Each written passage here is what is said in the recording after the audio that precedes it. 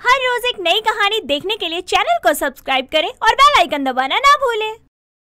कांता सुबह सुबह हॉल में बैठी हुई टीवी देखती हुई चाय की चुस्की ले रही थी।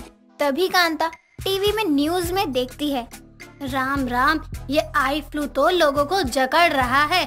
बहू देख ले तू भी ये न्यूज, थोड़ा संभल कर रहना पड़ेगा, वरना कह रहे हैं कि इसमें आंखों की रोशनी भी जा सकती है। अरे माँ, क्या आप भी ना, ये तो उन लोगों को हो रहा है जो ज्यादा बाहर आते जाते हैं। फिर तो लल्ला का भी ध्यान देना होगा, वो तो पूरे दिन ही बाहर रहता है।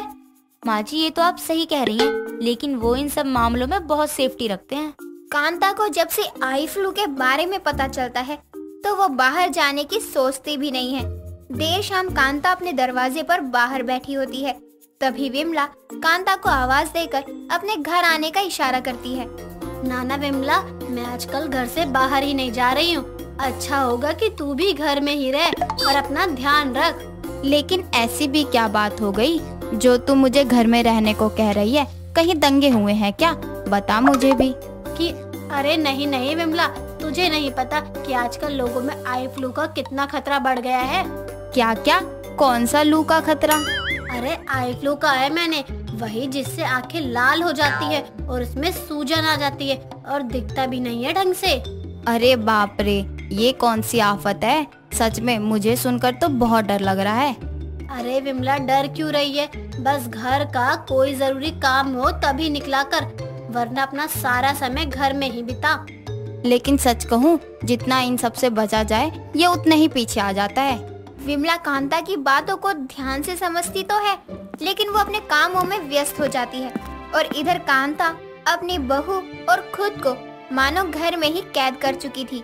ना वो बाहर जाती, ना किसी को अपने घर में आने देती। अगले दिन सुबह ही विमला कांता का दरवाजा पीट रही होती है। क्या हुआ तुझे? क्या काम है? क्या काम है? बोल, मैं घर का गेट नहीं खोलूंगी।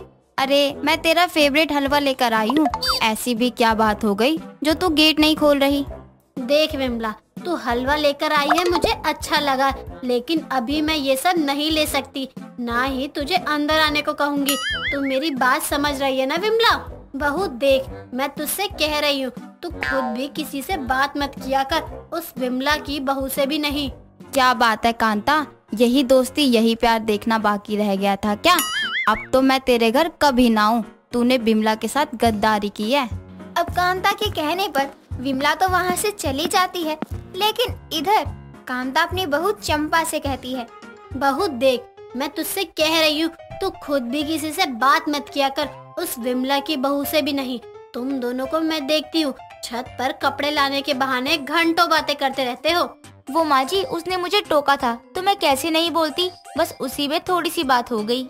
1 घंटे से ऊपर तुम दोनों ने कल बात की और कहते हो कि थोड़ी बातें हुई है तुम दोनों के बीच। अच्छा माँ जी, अब मैं उनसे दूर रहूंगी, किसी से बात भी नहीं करूंगी।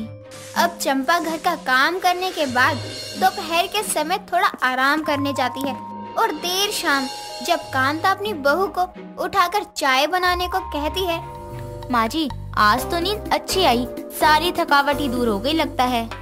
ये क्या बहू, कहीं तेरे अंदर चुड़ैल तो नहीं आ गई? कोई तो मुझे बचाओ। माँ जी, ये आप कैसी बातें कर रही हो और आपको मैं ऐसी क्यों लग रही हूँ? माँ जी, ये क्या हो गया मुझे? मेरी आंखें इतनी लाल हो गई और सूज भी गई हैं, कोई तो मुझे बचाओ। कहीं ये आई फ्लू तो नहीं? कहीं ये आई फ्लू तो नहीं? चंपा को आई फ्लू हो चुका था, लेकिन दोनों सास बहू के शोर से विमला कांता के घर आ जाती है और घर का गेट पीटने लगती है। अच्छा हुआ कांता, तूने गेट खोल दिया, वरना आज तो मैं बहुत बवाल कर देती। वैसे तेरे घर से चिल्लाने की आवाज आ रही थी, सब ठीक तो है ना? मेरे घर से और चिल्लाने की आवाज? ना ना विमला, ये तू कैसी बात कर रही है?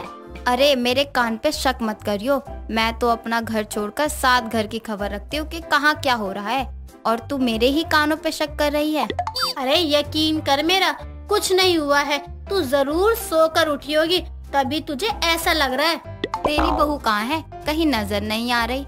बहू, अरे ओ बहू, कांता की बहू कहाँ है तू? अब तो पक्का कोई बात है, तू आगे से हटेगी या इस उम्र में गिर के मानेगी। कांता विमला को कमरे में नहीं जाने देती, लेकिन विमला अंदर जाने की कोशिश कर रही होती है। तभी चंपा अपनी सास को कहती हुई निकलती है। Excuse me ladies, why are you leading? देखा, इसीलिए मैं तुझे अंदर जाने नहीं दे रही थी। ये अपनी पड़ोसन मीना की बेटी की शादी में नाचने की प्रैक्टिस कर रही थी। हाय, नजर न लगे कांता तेरी बहू को। जरा देख तो चश्मा इस पर कितना जच रहा है। तो बहू इस बात पर 2 ठुमके तो लगा दे। गोरी नाचे रे ना गोरी नाचे, आवे छमक छमक, आवे छमक छमक डीजे पे ना गोरी नाचे। गोरी नाचे ना गोरी नाचे, आवे छमक छमक, आवे छमक छमक डीजे पे ना गोरी नाचे। अरे बस करो तुम दोनों, बहुत हो गया नाच गाना। बहू जा मेरे लिए 1 कप चाय बना ला। जी माँ जी, अभी लेकर आई। वाह कांता वाह, यही दोस्ती यही प्यार। तू मुझे 1 कप चाय के लिए भूल गई। अरे तो इतनी नौटंकी करने की क्या जरूरत थी? बोल देती कि मुझे 1 कप चाय पिला दे। अब चंपा बेचारी विमला से खासकर अपनी आई फ्लू छुपाने के लिए चश्मा पहन लेती है और विमला और कांता के लिए चाय बना कर लाती है। बहू, चाय में ज्यादा ही चीनी नहीं हो गई? लगता है तू मुझे डायबिटीज करवा कर ही मानेगी। मुझे यहाँ चाय में नमक ज्यादा लग रही है और कांता कह रही है चाय में चीनी ज्यादा है। लगता है मेरी तबीयत ठीक नहीं है। अब विमला के जाने के बाद कांता अपनी बहू को देखती है। बहू, वो तो मैंने तुझे जानबूझकर कहा कि चाय में चीनी ज्यादा थी, क्योंकि तूने चाय में चीनी नहीं नमक डाल दिया था। माँ जी, मुझे तो ठीक से कुछ दिख ही नहीं रहा है, तभी ये हुआ। अब कांता शाम का खाना खुद से बनाती है और अगली सुबह जब कांता उठती है तो उसे भी आंख में दर्द महसूस होता है और जब वो खुद को शीशे में देखती है तो कांता को भी आई फ्लू हो चुका था। अब किया भी क्या जा सकता था और आज ही कांता को पड़ोस की शादी में भी जाना था।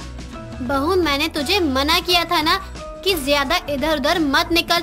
अब मुझे भी आई फ्लू हो गया ना, अब तो मैं किसी को मुंह दिखाने के लायक ही नहीं रही। चंपा को तो आई फ्लू था ही, अब कांता को भी हो चुका था। दोनों सास बहू देर शाम ना चाहकर भी शादी में जाती हैं, वो भी काला चश्मा लगाकर। बाप रे, इन दोनों सास बहू को क्या हो गया? कहीं कांता भी तो काला चश्मा लगा के नाचने वाली नहीं है? माँ जी कुछ भी कहो, लेकिन हम दोनों चश्मा लगाकर एकदम कहर ढा रहे हैं। बहू, कहीं विमला हमारी तरफ तो नहीं आ रही है? उसे कुछ पता न चले। चल यहाँ से कट लेते हैं। अब जैसे ही कांता और चंपा विमला को इग्नोर करके आगे बढ़ने लगती है, वैसे ही विमला कांता के आगे आ जाती है। अरे विमला, कैसी है तू?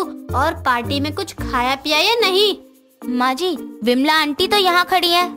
वैसे कांता, ये काला काला चश्मा लगाकर तुम दोनों सास बहू शादी में क्यों आई हो? कहीं तुम दोनों को आई फ्लू तो नहीं हो गया ना? नहीं नहीं आंटी जी, ये भी तो मेरे साथ डांस करने वाली है। क्या बात है कांता, इस उम्र में अपनी कमर की हड्डी तुड़वाने का तुझे बड़ा शौक चढ़ा है। चुप कर और जाकर कुछ खा पी ले, मेरे आगे पीछे मत कर। अब माँ जी, इधर है विमला आंटी आपके पीछे पीछे। अब ना चाहकर भी दोनों सास बहू को नाचना पड़ता है, वो भी काला चश्मा जचता है सॉन्ग पर। क्या बात है, क्या नाची है तू? अरे संभल कर, कहीं तुझे चक्कर ना आ जाए। माँ जी, अब तो लगता है हमारा सच सबके सामने आ जाएगा, चलो घर।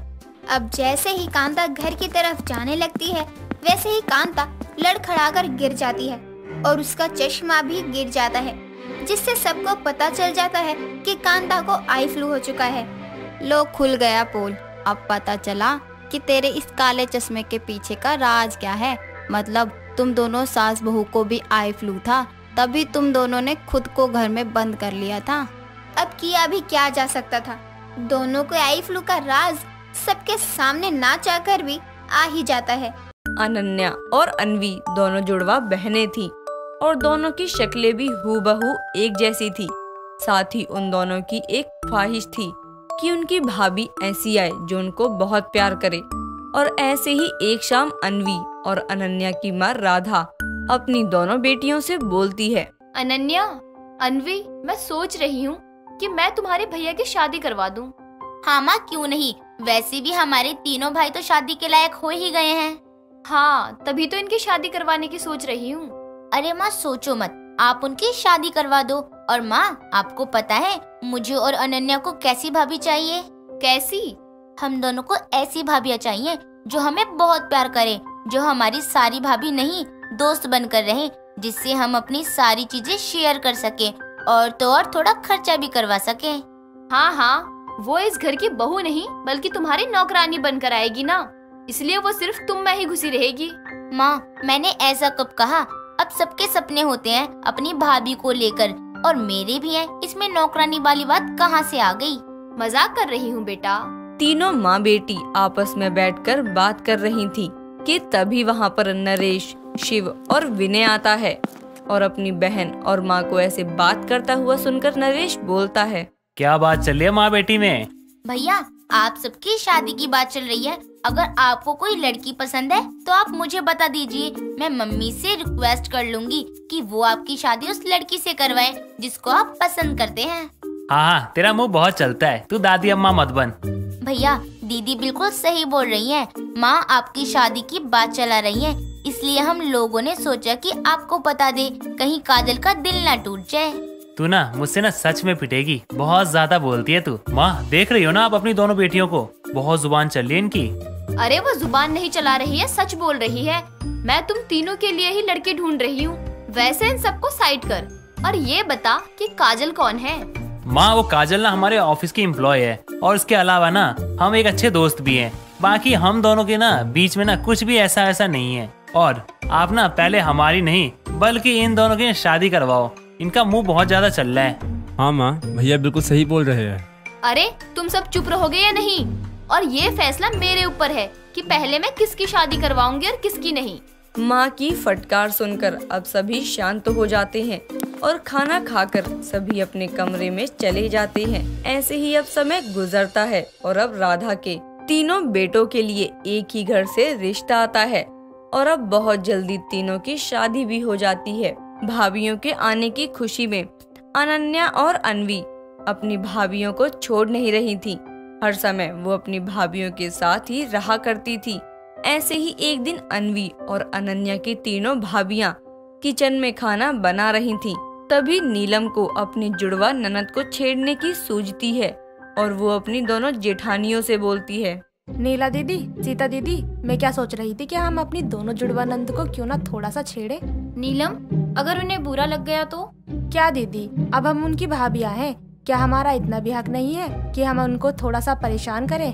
वैसे नीलम बिल्कुल सही बोल रही है। जब हम उसकी भाभियां हैं तो हमारा इतना हक तो बनता ही है ना। तीनों आपस में बात कर ही रही थी।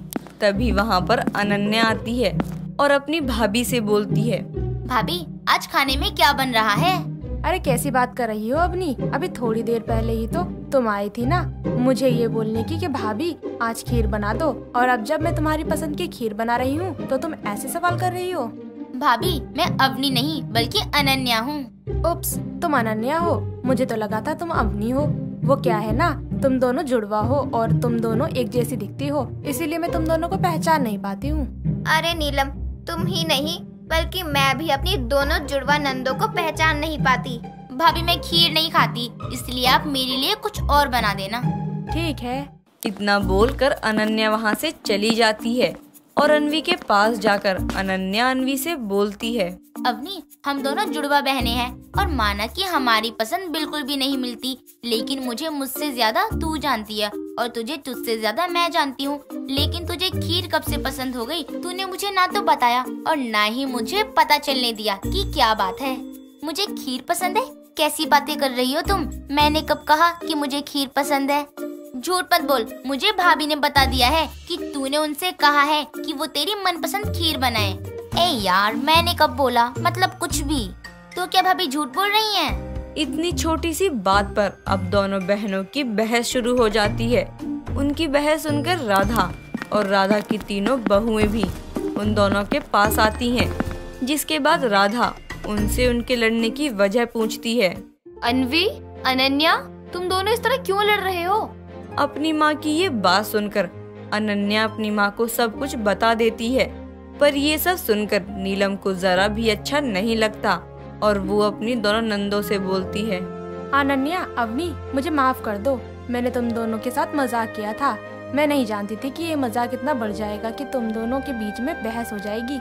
भाभी, आपको जरा भी खबर है कि आपकी इस हरकत से आज हम दोनों जुड़वा बहनों के बीच कितनी बड़ी गलतफहमी हो जाती। अवनी, इतना भी भड़कने की क्या जरूरत है? तुम हमारी ननंद हो, इसलिए हमने तुम्हारे साथ मजाक किया था।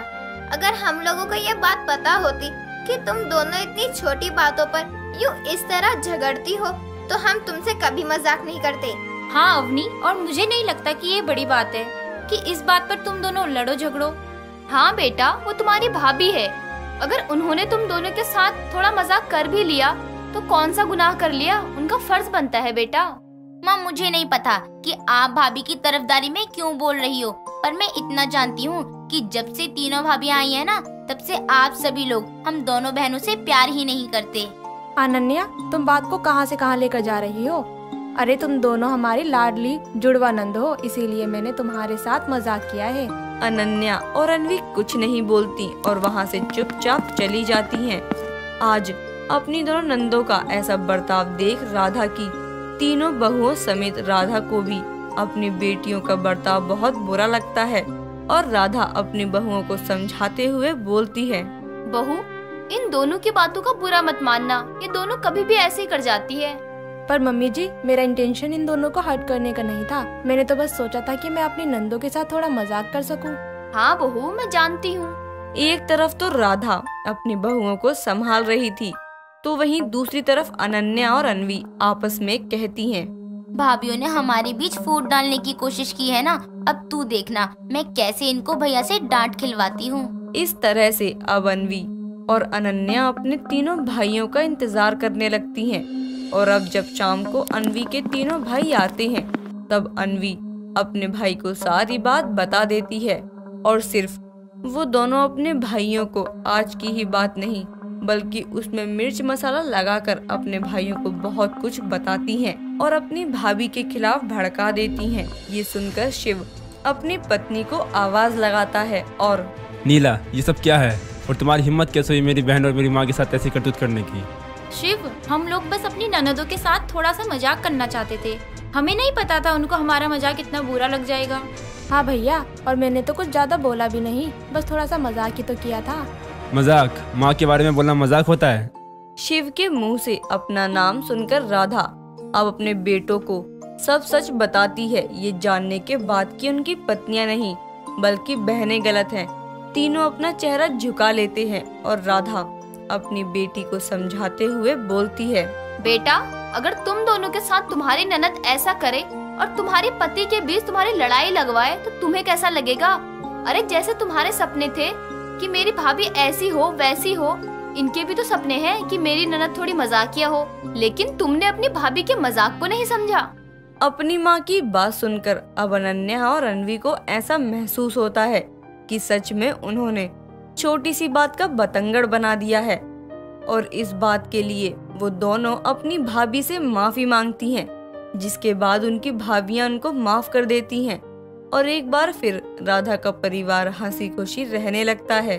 दोस्तों, अगर आपको ये कहानी पसंद आई तो इसे लाइक करें, शेयर करें और कमेंट करके बताएं कि कहानी में आपको सबसे अच्छा क्या लगा।